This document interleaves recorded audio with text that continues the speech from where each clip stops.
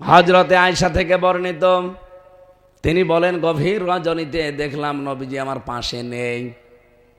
আমি খুঁজতে আরম্ভ করলাম, যে দেখি পাশে জান্নাতুল বাকি, ওখানে যে তিনি অঝর নয়নের সেজদা, অঝর নয়ন মোনাজাতে কাঁদতেছেন। আমি তা অনেকক্ষণ পর্যন্ত তার সাথে পেছনে হাত তুলে দাঁড়িয়ে আছি। তার কান্না শেষ হয়ে গেল। ডাক দিয়ে মনে করলাম জিজ্ঞাসা করি, হে নবী, আপনি এখানে কেন? হঠাৎ নবী নিজেই আমাকে জিজ্ঞাসা করলেন, আয়েশা, তুমি কি মনে করছো আল্লাহ রসুল তোমার ওপরে অবিচার করতে পারে? হে রাসূল, আপনি এ কথা বললেন, আর আমাকে খুঁজতে খুঁজতে বাড়ি থেকে, ঘর থেকে তুমি একেবারে কবর স্থান পর্যন্ত চলে এসেছো। তুমি মনে করছো আমি অন্য স্ত্রীর ঘরে চলে গেছি? তোমার কি বিশ্বাস হয় যে আল্লাহ এবং রসুল কারো ওপরে জুলুম করতে পারে? বলে না। হে নবী, আপনি এখানে আসলেন কেন? নবীজি ওই দিন বলেছিলেন, আয়েশা, তুমি কি জানো আজকে কোন রাত? বলে আল্লাহ আর রসুল ভালো জানি। নবীজি ওই দিন বললেন, এটা লাইলাতুন নিসফে মিন শাবান, শাবান মাসের মধ্য রজনী। আল্লাহ রাব্বুল আলামিন এই রজনীতে তার সৃষ্টি জগতের প্রতি বিশেষ নজর দেন। এটা জিবরাইল আমাকে যেহেতু জানিয়েছে, এই জন্য আল্লাহর বিশেষ নজর আজকে চলছে। কবরবাসীরা তো অসহায় হয়ে পড়ে আছে। নবীজি বলেন, একটা মানুষ কবরে চলে গেলে সে যেন সাগরের মাঝখানে পড়ে থাকে।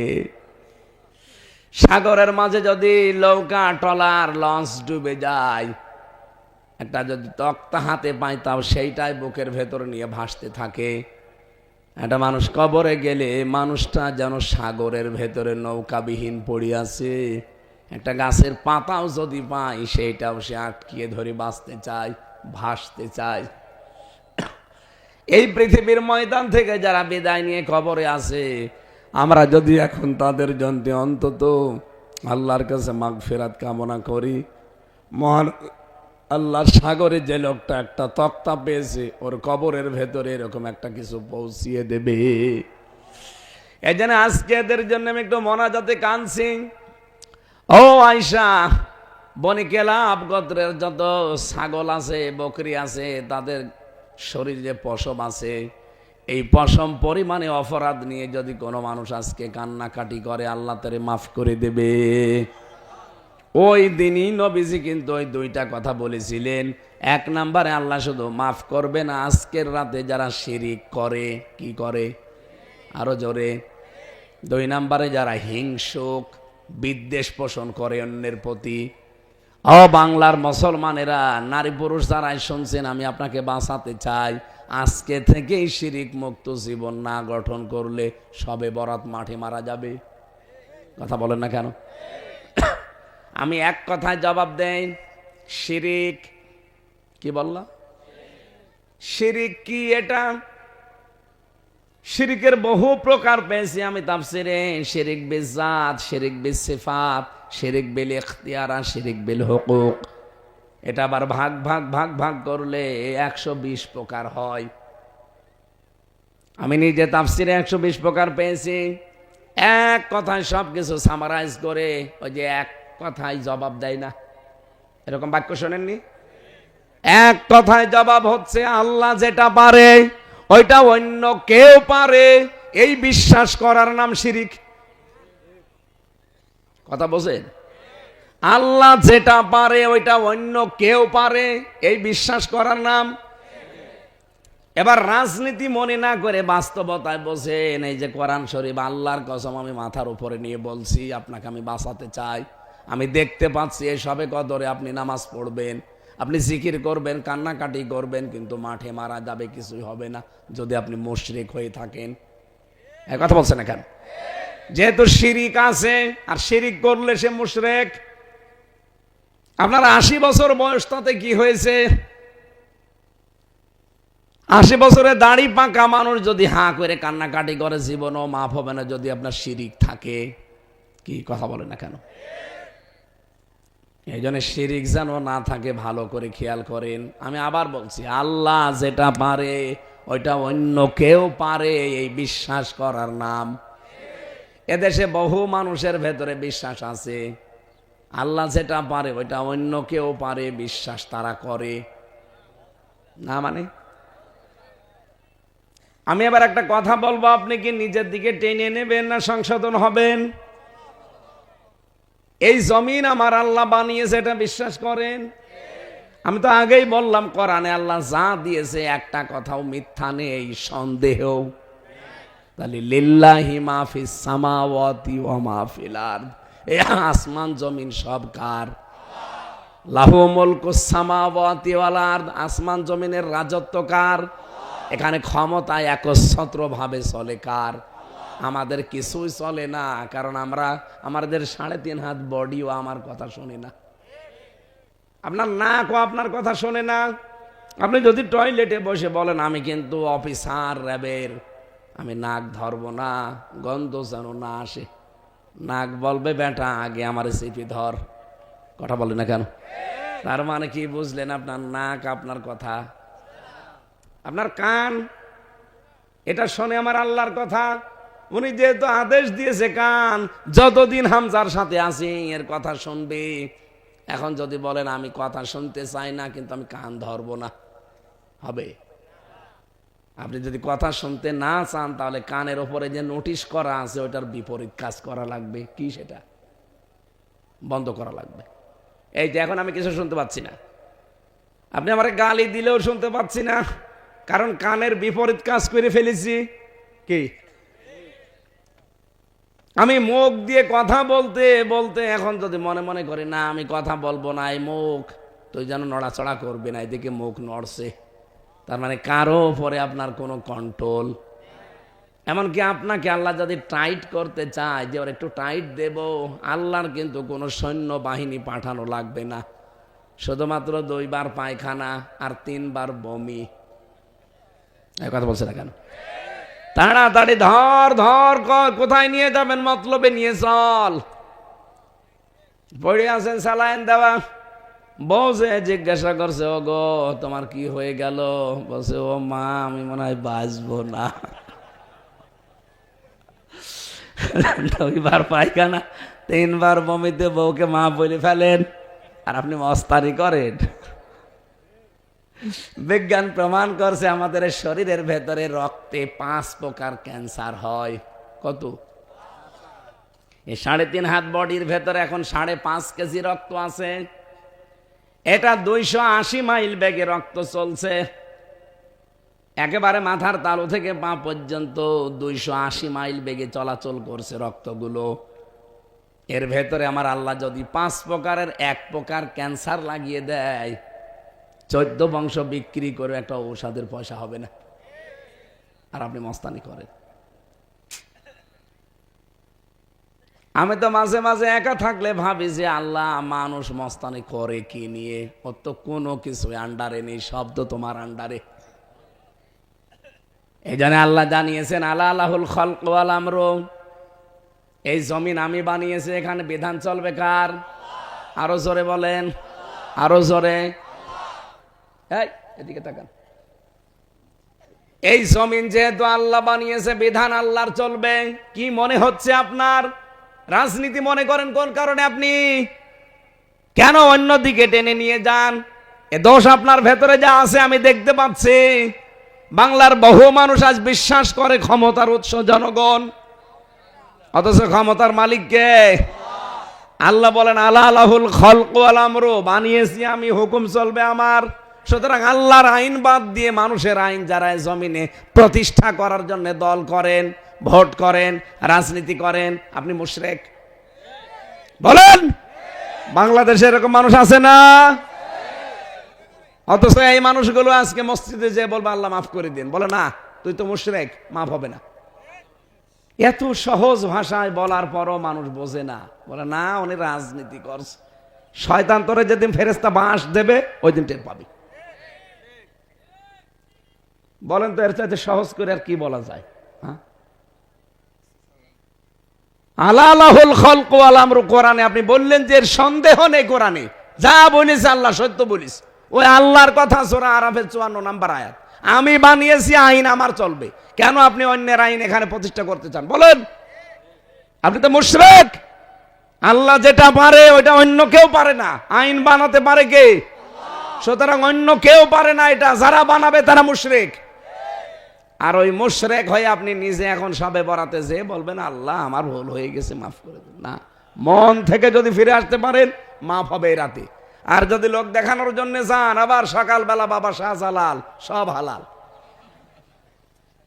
আপনি ইয়ার কি করার কারণে আপনার কিন্তু খবর আছে সামনে, এমন বিপদে আল্লাহ ফেলে দেবে। আমার কথা না বোঝার ভান করে আছেন কারা? হাত তোলেন তো। আলহামদুলিল্লাহ, এই মাহফিল সাকসেস। যে কয়টা মানুষ এসেছে আর যেহেতু রেকর্ড হচ্ছে, তামাম বাংলাদেশের মানুষ যদি এভাবে আপনাদের মতো বুঝে ফেলে তে এই দেশে ইসলাম কায়েম হতে আর কয়দিন লাগার কথা বলেন? সবাই বুঝেছেন না যে মুশরিক কারে বলে? আর যদি একেবারেই না বোঝার ভান করে বসে থাকেন, এদিকে আসেন, কানের নিচে এমন জোরে দেব আপনি সব বুঝে ফেলবেন।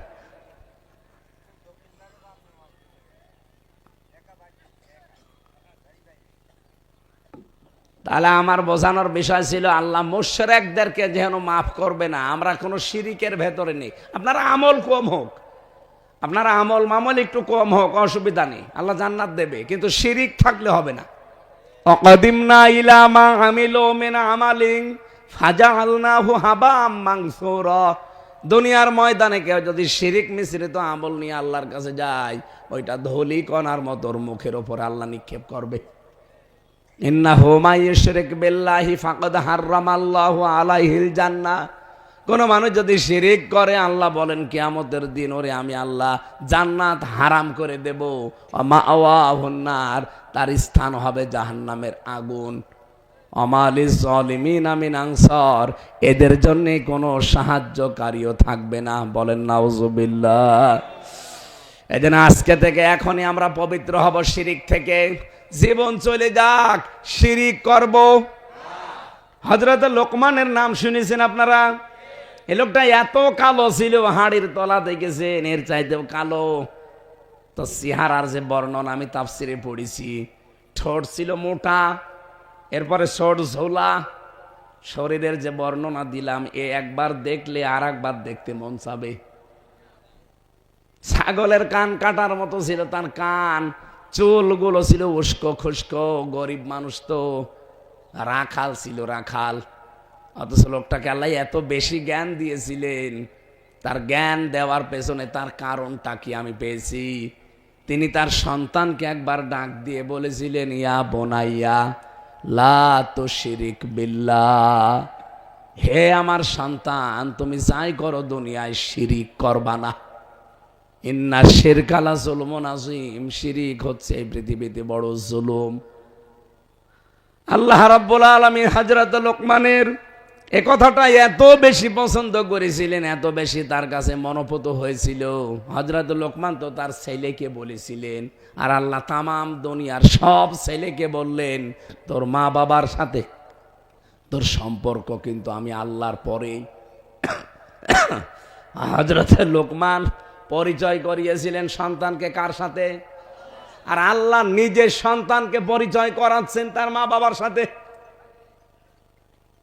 এজন্য শিরিক থেকে যদি আমরা আমাদের সন্তান, আমাদের ছেলে মেয়ে, স্ত্রী পুত্র, আমাদের সমাজ, আমাদের দেশবাসীকে আমরা সতর্ক করি, বোঝাতে পারি, বিরত রাখতে পারি, আল্লাহ আমাদেরকেও লোকমানের মতো চিরন্তন করে দেবেন।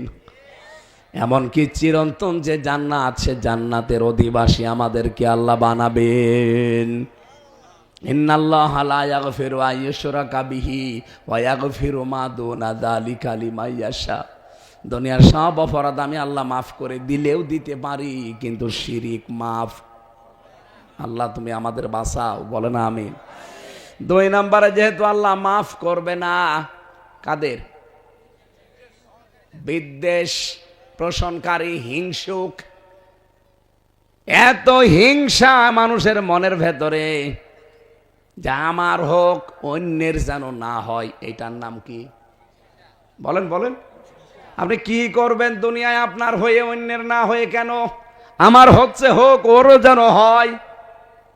তাহলে আপনার আমল নষ্ট হবে না। আর আমারই হোক, ওর যেন না হয়, ওরটা যেন আরো নষ্ট হয়। এটা করলে আপনি যাই করছেন, নামাজ রোজা দান সাদকা সব ধ্বংস হয়ে যাবে। কাঠে আগুন লাগলে যেমন কাঠ পুড়ে শেষ হয়ে যায়, ভেতরে হিংসা থাকলে ঠিক ওইভাবে পুড়ে যায়। গল্প পড়েছিলাম, এত হিংসা একটা লোকের মনে। এই মাঠে চাষ করতে করতে একটা পাথর পেয়েছে। পাথরটা নিতে নিতে লিখেছে ঘষা। দৈত্য বের হয়ে বলছে, মালিক কি চান? কি চাই মানে? হ্যাঁ, আপনি যা চাবেন আপনাকে আমি তাই দেব, কিন্তু আপনাকে যা দেব আপনার পাশে যে থাকবে তার ওইটা ডবল হয়ে যাবে। বলছে আমার দরকার নেই। বাড়িতে যে পাথর রেখে দিয়েছে, স্ত্রীকে বলছে, শোনো, কুদরতের পাথর, চাদর পাথর, এটা আশ্চর্য পাথর। আমি মাঠে গেলাম চাষ করতে, কিন্তু এই ঘষা যেন না লাগে। মেয়ে লোককে যেটা নিষেধ করবে ও চুরি করে আগে করবে। যে স্বামী গেছে মাঠে, ও বলছে ঘষা যেন না লাগে, দিয়েছি এক ঘষা। দৈত্য বেরিয়ে বলছে, কি মালিক কি চান? কি চাই মানে? হ্যাঁ, আপনি যা চান আমি তাই দেব। ও তো আর জানে না যে এর ভেতরে কি রহস্য। ও বলছে, কি চাবো? আমার বাড়ি ঘরের অবস্থা দেখো না, এই কুড়ে ঘর, আমি একতলা বাড়ি চাই। ও তো জানে না যে পাশের বাড়ি কয়তলা হবে। স্বামী এসে খুব কষ্ট করে বাড়িতে গিয়ে বলছে, কি কি করেছো? বলছে, কি করবো? পাথর কই? বলছে, ঘষা দিয়ে ফেলিস। তুমি তো ঘষা দিলে, বাইরে এসে দেখো। পাথর আবার নিয়ে আসো। পাথর নিয়ে এসে ঘষা দিয়ে দৈত্য এসেছে, বলছে, কি আবার? বলছে, মালিক কি চান আপনি? বলছে, কি চাই বোঝো না, আমার এক চোখ অন্ধ করে দে। আমার যদি এক চোখ কানা হয়ে যায়, সবার কয় চোখ কানা হবে? কি হিংসা! আমি উদাহরণ দিলাম একটা, এরকম হিংসা বাংলাদেশে নেই। আমার হোক, অন্যের যেন না হয়।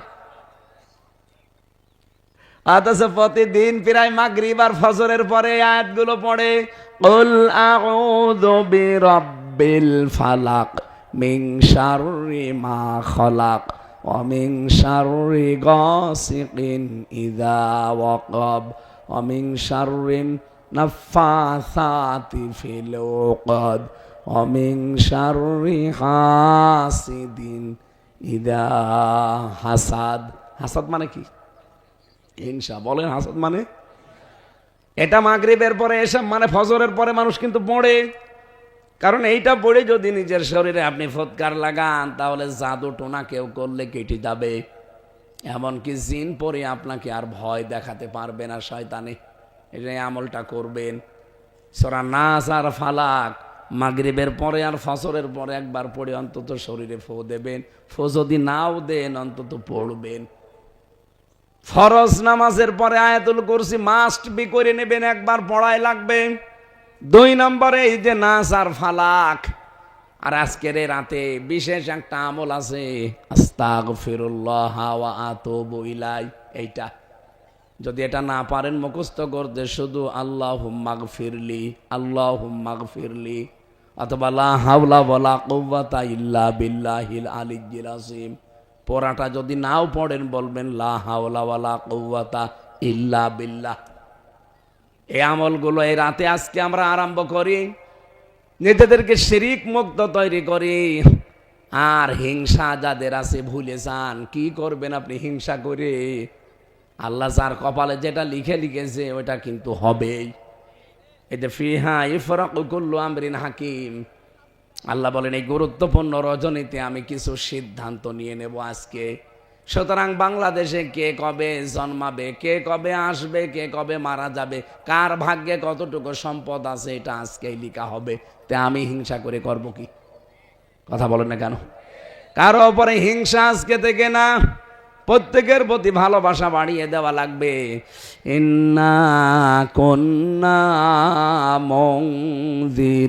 মুনজিরিন। আল্লাহ পাক বলেন, অবশ্যই আমি কিন্তু নিজে সতর্ককারী। সতর্ককারীকে হামজা তো অ্যাডভার্টাইজ করলো, সতর্ককারী আসলে কে?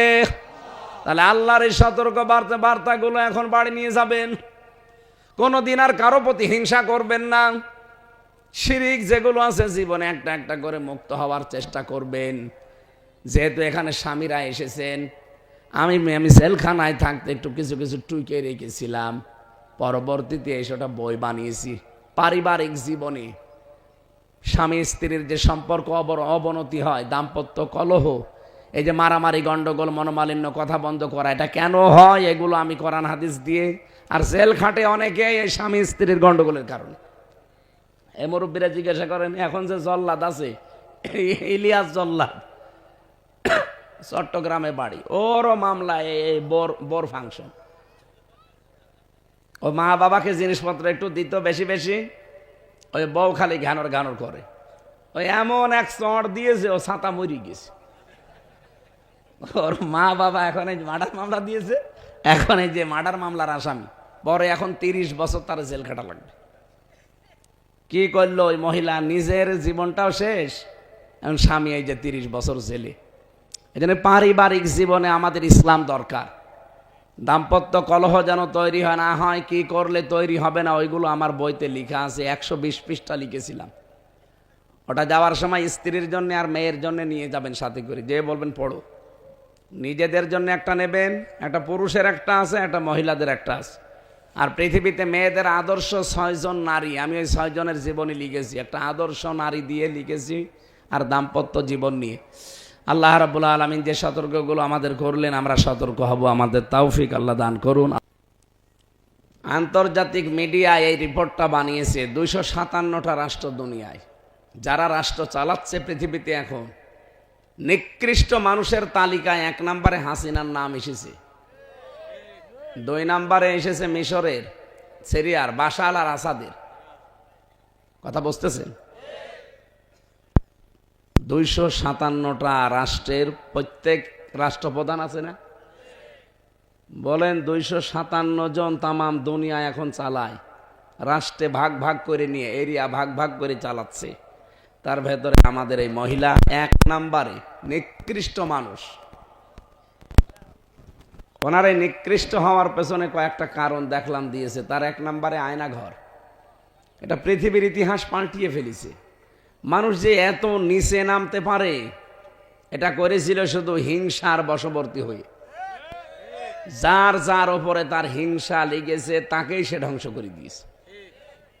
আপনি দেখেন, যার ওপরে তার হিংসা ছিল, একটাকেও রাখে নাই। খালেদার ওপরে হিংসা ছিল, 1 কাপড়ে বাড়ি থেকে বের করে দিয়েছে। 6টা বছর বিনা কারণে জেল খাটিয়েছে। যে মামলা তারে দিয়েছিল, এতিমের মাল আত্মসাৎকারী। আর আপনি কি করলেন? যাওয়ার সময় যে 14টা ব্রিফকেস নিয়ে গেলেন, ওর ভেতরে তো মাটি ভরা ছিল। ওনারে আপনি এতিমের মাল আত্মসাৎ করেছে, এই টাকার মামলা দিলেন, অথচ ওই টাকা 6 গুণ বৃদ্ধি হয়েছে, তার আরো পুরস্কার দেওয়ার দরকার ছিল।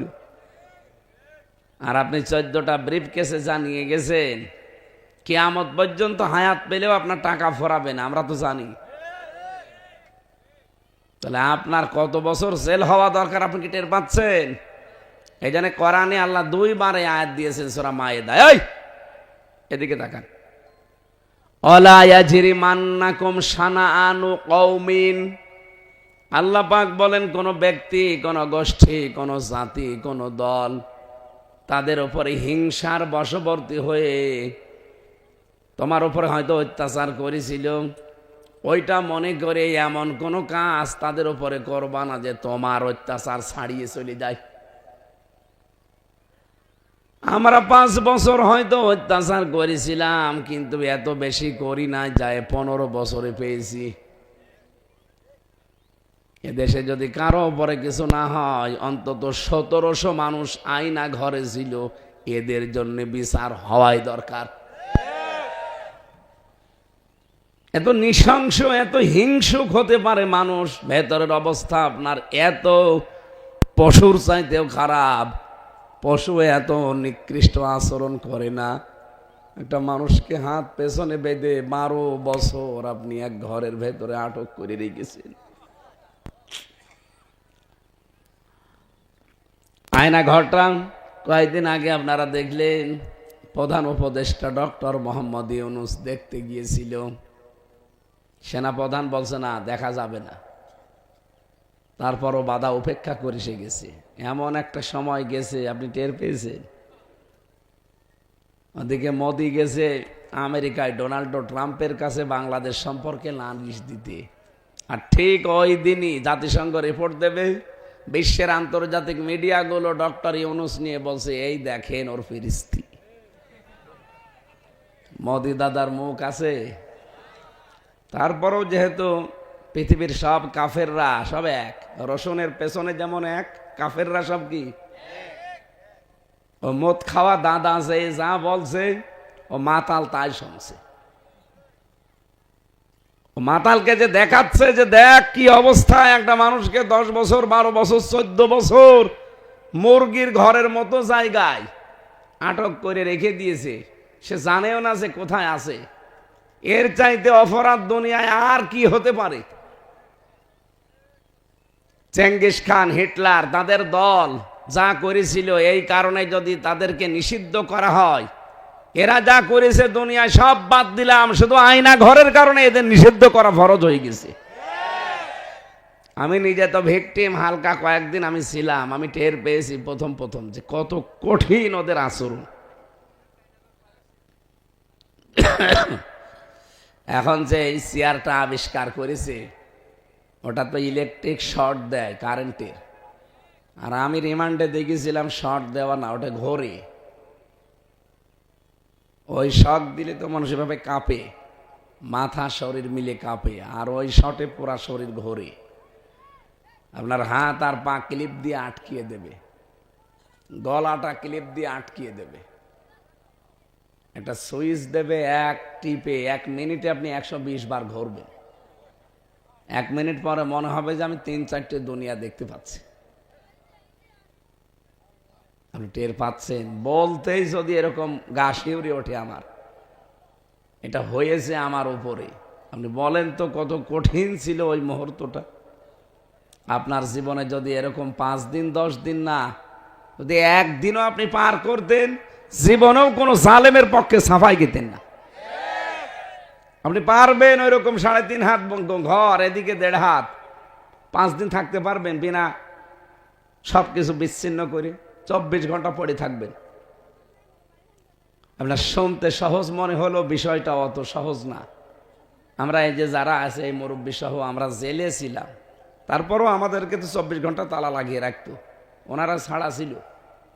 জেলখানা তো আর মন মতো চলা যায় না। মন মতো চলা যায়? যা বলবে ওরা তাই করা লাগে। আমাদের যোগাযোগ বিচ্ছিন্ন করে রেখেছিল। তারপরও কারারক্ষীদের মাধ্যমে বিভিন্ন কায়দায় তো মাঝে মাঝে খবর পেতাম। এত কঠিন সময় গেছে, মনে হচ্ছে একদিন যায় 1 বছর হয়। আর এই লোকটা, এই যে ব্যারিস্টার আরমান, 8টা বছর এক ঘরের ভেতরে, কি অবস্থা ছিল আপনি নিজে ওই জায়গায় একটু নিজেকে দাঁড় করান তো, আপনি পারবেন? 8টা বছর এক ঘরের ভেতরে কাটিয়ে দিয়েছে। ও কোথায় আছে নিজে জানেও না, এমনকি নিজের নাম ভুলে গিয়েছিল। আমার নাম যে আরমান আমি ভুলে গেছি, কারণ 8 বছরে আমাকে কেউ ডাকে না। আমার নাম যে আরমান, কেউ আমাকে ডাকে না।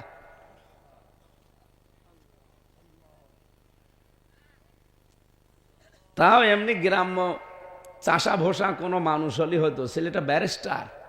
আপনি টের পাচ্ছেন কি বলছি? এই কঠিন পরিস্থিতি যে মানুষগুলো তৈরি করলো, এই হিংসার কারণে। কিসের কারণে? যার যার উপরে তার হিংসা ছিল, রাগ ছিল, ঠিক তারই নষ্ট করে দিয়েছে। এই জন্য সরঞ্জিৎ বাবু বলেছিল, বাঘে ধরলে ছাড়ে, ও হাসিনা ধরলে ছাড়ে না। আসলেও তাই, যারে ধরেছে তার শেষ। এই জন্যে শবে বরাত বলেন, নিসফে শাবান বলেন, যত গুরুত্বপূর্ণ রাত বলেন, আপনার মাপ নেই যদি আপনার হিংসা ভেতর থেকে দূর না হয়। সুতরাং আজকের এই রাত গুরুত্বপূর্ণ, ঠিক আছে, সবার জন্যে না। এই 2টা গুণ যাদের ভেতরে আছে, এখনই তওবা করে বাড়ি যাওয়া লাগবে যে না, জীবনে আর এরকম কোনো কাজে আমি নেই। প্রথম কি বললাম? শিরিক। বলেন বলেন। আল্লাহ রাব্বুল আলামিন বলেন হামিম। এটা নবীজির নাম কেউ কেউ জানিয়েছেন, কোন কোন মুফাসসির বলেন না, এটার অর্থ শুধু আল্লাহ জানে আর কেউ জানে না। 2 নম্বরে ওয়াল কিতাবিল মুবিন, স্পষ্ট কিতাবের কসম করে বলছি। আল্লাহ নিজে যেহেতু কসম দিচ্ছেন, বিষয়টা একেবারে সহজ না, গুরুত্বপূর্ণ বিষয়। তিনি কসম দিলেন স্পষ্ট কিতাবের, কি জানাতে চাইলেন? ইন্না আনজালনাহু ফি লাইলাতিম মুবারাকাহ, অবশ্যই আমি আল্লাহ মহিমান্বিত রজনীতে অথবা বরকতময় রাতে এই কোরআনকে নাজিল করেছি। ইন্না কুন্না মুনজিরিন, আর আমি নিজেই সতর্ককারী। জোরে বলেন সুবহানাল্লাহ। এই আয়াত থেকে কয়েকটা তথ্য পেলাম আমরা। আপনারা আছেন তো? 1 নম্বরে আল্লাহ বলেন আমি নিজে নাজিল করেছি কোরআনে কারিমকে। তাহলে কোরআন নাজিল করেছে কে? এই জন্যে এর ভেতরে কোনো ইখতিলাফ, এর সাথে ওর কথা মিল নেই, এদের সাথে ওইটা মিলে না, এমন কথা আপনি পাবেন না। ওয়ালাউ কানা মিন ইনদি গায়রিল আওয়াজিন গায়রিল্লাহি লাওয়াজাদু ফীহি ইখতিলাফান কাসীরা, এটা আল্লাহ বাদে যদি অন্য কেউ নাজিল করতো তাহলে এর ভেতরে বিভিন্ন বৈপরীত্য আপনি দেখতে পেতেন। তাহলে এটা প্রমাণ হয়ে গেছে এটা আল্লাহ বাদে কেউ নাজিল করেনি। এই পৃথিবীতে আল্লাহ আসমান থেকে যাগুলো পাঠিয়েছেন তার ভেতরে একটা লোহা। লোহা কিন্তু দুনিয়ায় তৈরি হয়নি, লোহা আল্লাহ নাজিল করেছেন। কোথা থেকে এসেছে লোহা? আকাশ থেকে। বলেন বলেন। আল্লাহ বলেন লোহা আমি নাজিল করেছি, লোহা দুনিয়ায় তৈরি হয় না। 2 নম্বরে আমি কোরআনে কারিম নাজিল করেছি, কোরআন দুনিয়ায় তৈরি হয়। আরো আসতে বলেন। যেগুলো আসমানে তৈরি হয় ওই জিনিসগুলো আসমান থেকে আমার আল্লাহ পাঠায়। এই যে বৃষ্টি তৈরি হয় দুনিয়ায়, কোথায়? আরো জোরে বলেন। মানুষের ভেতরে যেটা নড়াচড়া করে, যার কারণে আমরা কথা বলতে পারি, ওই জিনিসের নাম রুহু। নাম কি? রুহুকে দুনিয়ায় তৈরি হয় কোথায়? রুহু যেখানে তৈরি হয় ওখানে তার খাবার আছে। দুনিয়ায় যেহেতু তৈরি হয়েছে আমাদের এই বডি, এই জন্য দুনিয়ায় এই বডির খাবার আমার আল্লাহ দুনিয়ায় তৈরি করে দিয়েছেন। যেখানে যেটা তৈরি হয় সেখানে তার খাবারও তৈরি হয়। আল্লাহ রুহ বানিয়েছেন আসমানে, কোরআনে কারিম তৈরি করেছেন আসমানে, লোহা বানিয়েছেন আসমানে, বৃষ্টি তিনি তৈরি করেন আসমানে। এই জন্য ওইগুলো সব আমার আল্লাহ নাজিল করেছেন, আর ওর ঔষধও তার কাছে আছে। আমরা দুনিয়ায় এসেছি, আমাদের বডি তৈরি হয়েছে দুনিয়ার বীর্য দিয়ে। এই যে ঘাস, ফসলাদি, ফল ফলাদি, এগুলো সব মাটি থেকে উৎপন্ন হয়। এগুলো আমার বাবা আর মা খেয়েছে। বাবার বীর্যটা মায়ের রেহেমের ভেতরে পড়েছে। আসলে কিন্তু মাটি। আসলে কি? আপনি বীর্যটা এক জায়গায় ফেলে রাখেন, দেখেন রোদ যখন ওর উপরে পড়বে কিছুক্ষণ পরে দেখবেন শুকিয়ে দানা বেঁধে গেছে। ওটা কয়েকদিন পরে মাটির সাথে দেবেন, একেবারে মাটি মিহি করে ফেলবে, মিশে যাবে। তার মানে আসল জিনিস মাটি। বলেন বলেন। কোরআনে কারিমে আল্লাহ এর জন্য জানিয়েছেন মিনহা খলাকনাকুম ওয়া ফিহা নুঈদুকুম ওয়া মিনহা নুখরিজুকুম তারাতান উখরা। তোমাকে এই জিনিস দিয়ে আমি আল্লাহ বানিয়েছি। এই জিনিস মানে সরাসরি যদিও আল্লাহ আমাদেরকে মাটি দিয়ে বানাননি, হ্যাঁ একজনকে আল্লাহ মাটি দিয়ে বানিয়েছিলেন, তার নাম কি? আদম আলাইহিস সালাম। শুধু একটা মানুষকে আল্লাহ সরাসরি মাটি দিয়ে বানিয়েছেন, আর আমাদেরকে আল্লাহ বানিয়েছেন মাটির নির্যাস দিয়ে। খলাকাল ইনসানা মিন সালসালিন কাল ফাখর। আল্লাহ পাক বলেন মানুষ আমি ঠনঠনে মাটি দিয়ে প্রথমে বানিয়েছিলাম। আর তোমরা যারা আদমের সন্তান কিয়ামত পর্যন্ত দুনিয়ায় আসবে, কাউকে সরাসরি মাটি দিয়ে বানায়নি, মাটি থেকে যা উৎপন্ন হয় ওইটা দিয়ে, তার মানে নির্যাস দিয়ে। বিজ্ঞান প্রমাণ করছে মাটি দিয়ে যেহেতু আদমকে বানানো, মাটির ভেতরে কমপক্ষে 10টা উপাদান পাওয়া যায়। কয়টা? আপনি আমাদের শরীরের ভেতরে এখন আপনি মেরে ফেলেন, আমাকে কোনো মেশিনের ভেতরে শুকিয়ে ফেলেন, দেখবেন 10টা জিনিস একটা একটা করে বের হবে। এই মাটি এখান থেকে তুলে নিয়ে যান, গাজীপুরের মৃত্তিকা গবেষণাগার আছে, মাটি গবেষণা করে, ওখানে নিয়ে আপনি পরীক্ষা করবেন, দেখবেন 10টা জিনিস একটা একটা করে বের হয়ে চলে আসবে। এ মাটির ভেতরে আছে silicon, iron, magnesium, potassium, oxygen, hydrogen, nitrogen. 10টা জিনিস আল্লাহ এক জায়গায় করে মাটি বানিয়েছেন। রব্বুল আলামিন বলেন, মানুষকে আমি আল্লাহ মাটির নির্যাস দিয়ে তৈরি করলাম, এরপরে দুনিয়ার এই ময়দানে নিয়ে আসলাম। বাবা মায়ের দায়িত্ব শুধু ছিল বিছানায় থাকা, বাকি তারা কিছুই করেনি। ওই বীর্যটা থেকে শুরু করে হামজা পর্যন্ত আমি আল্লাহ নিজে বানিয়েছি। আর কারো কি কোনো ভূমিকা আছে? না। বাবা তো বীর্যটা ফেলেই দিয়েছিল, ওইটা যদি আমার আল্লাহ নষ্ট করে দিতেন, কিয়ামত পর্যন্ত দুনিয়ায় আপনি আসতে পারতেন। তা আপনি কি নিয়ে মাস্তানি করেন? কি নিয়ে আপনার এত অহংকার?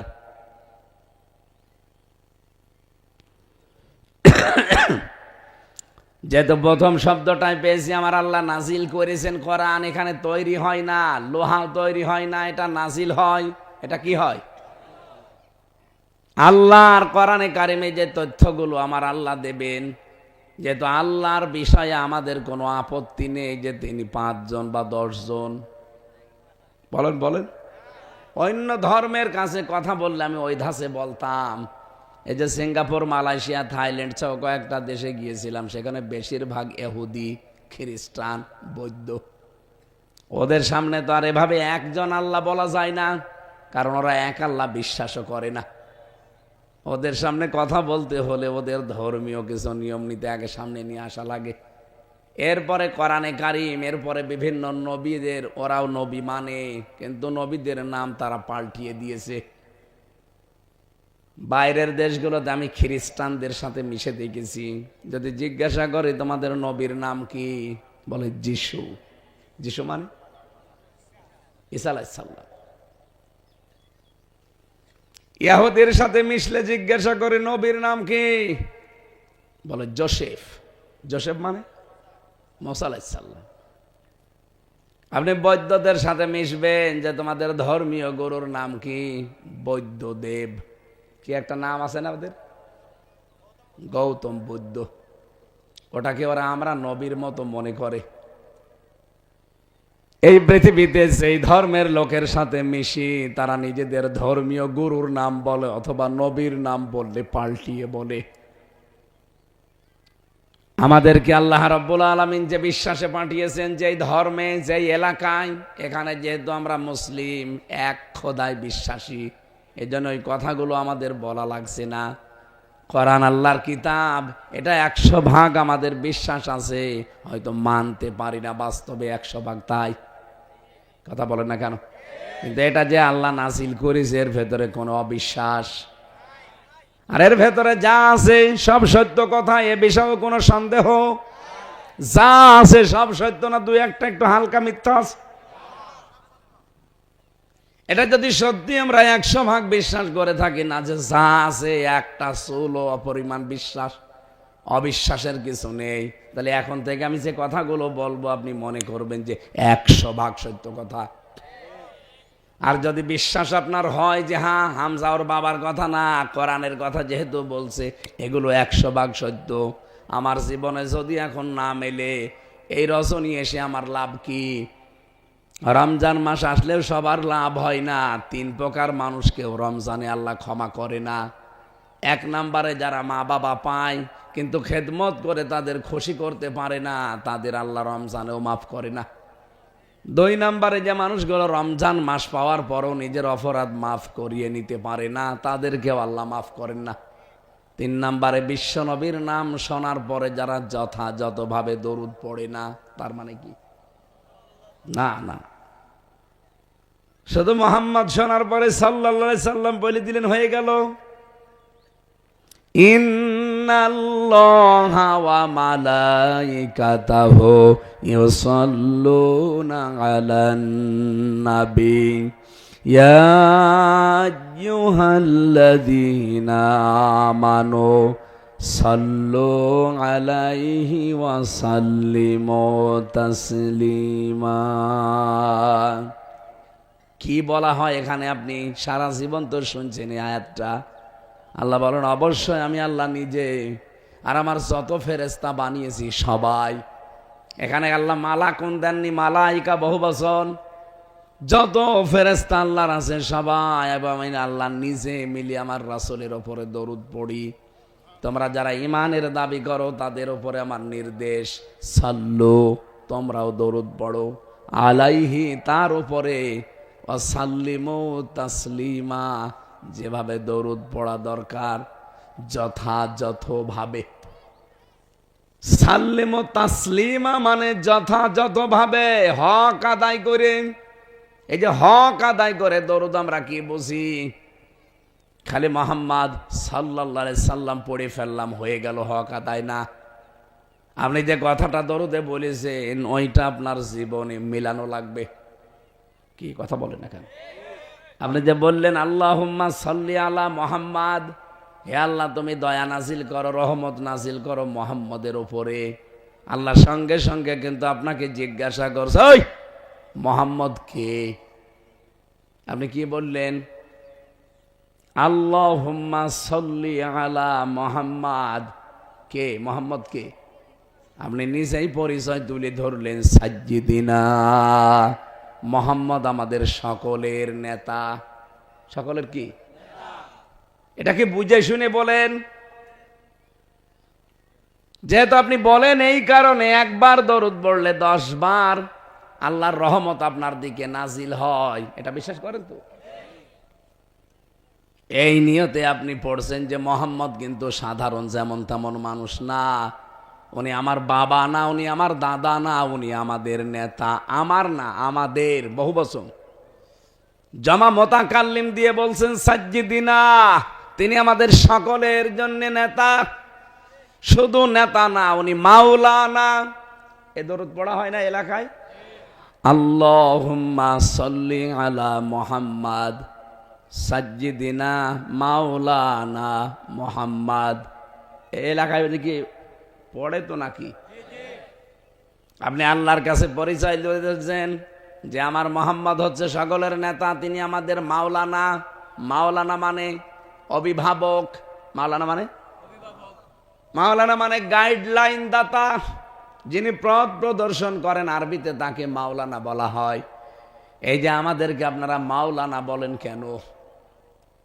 মাওলানা দেশে যদিও ভারত, বাংলাদেশ আর পাকিস্তান, এই 3টা দেশে আমি পেয়েছি। বিশ্বের বহু দেশে আল্লাহ আমারে নিয়েছে, 1টা 2টা না, বহু দেশে ছোট বয়সে গেছি। আমি আকিস গ্রুপে যেহেতু খতিব ছিলাম, এই কারণে ওরা আমারে নিয়েছে। তো একবারে ভিসা লাগিয়ে দিলে 50 কি 27টা দেশে যাওয়া যায়। সেই হিসাবে বিশ্বের বহু দেশে ওদের ব্যবসা চলে প্রায় 75টা দেশের উপরে। আকিস গ্রুপ নাম শোনেননি? ওদের সারা বিশ্বের 257টা রাষ্ট্র আছে, তার ভেতরে 75টা দেশে ওদের ব্যবসা আছে।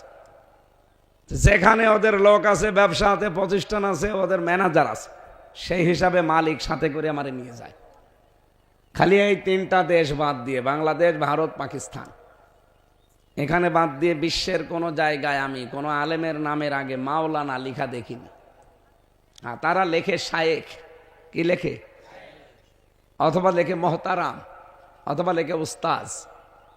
কিন্তু মাওলানা শুধু বাংলাদেশে, ভারতে আর পাকিস্তানে, এই 3টা দেশে যারা লেখা পড়ে হয় দাওরা পাশ করে, নাই কামেল পাশ করে, তাদের লিখে দেয় কি? কেন লেখ? মাওলানা শব্দের শাব্দিক অর্থ কি বললাম? পথ প্রদর্শনকারী। আমরা যেহেতু একটা লেভেলে পৌঁছাই, কামেল পাশ করে। কামেল মানে পরিপূর্ণ। কামেল মানে কি? প্রথমে দাখিল পাশ করা লাগে। দাখিল মানে প্রবেশ করা। আমি ইসলামের কিছু নিয়ম নীতি জানছি, এই জন্য ইসলামের ভেতরে আসলাম। 2 নম্বরে বলা হয় আলিম। আলিম মানে জ্ঞানের রাজ্যে আমি প্রবেশ করছি। আমি এখনো জ্ঞানী হয়ে পারিনি, জ্ঞানের রাজ্যে আমি যাচ্ছি। এই জন্য ইন্টার পাস বা আলেম পাস করলে মানুষ এই 3 নম্বরে বলে ফাজিল। ফাজিল মানে ফাজিল, ফাজিল মানে ফজিলত, ফাজিল মানে কি মর্যাদা। ফাজিল পাস যারা তারা মর্যাদায় উত্তীর্ণ হয়। আর কামেল, কামেল টাইটেল পাস বলে। কামেল মানে পরিপূর্ণ, তার মানে ইসলামের যে পরিপূর্ণ বিধান আছে আমি জেনেছি কিন্তু এখনো মানতে পারিনি, এইটা আমি এখন নিজের জীবনে মানবো আর মানুষকে আমি এই পথ দেখাবো। এই জন্যে সরকারিভাবে নামটা মাওলানা দিয়ে দেয়। তাছাড়া মাওলানা কি কোনো সার্টিফিকেট? সার্টিফিকেটের নাম কি? কামিল। নাম কি?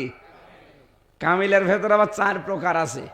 কেউ হাদিস নেয়, কেউ ফেকা নেয়, কেউ আরবি সাহিত্য নেয়, কেউ তাফসির নেয়।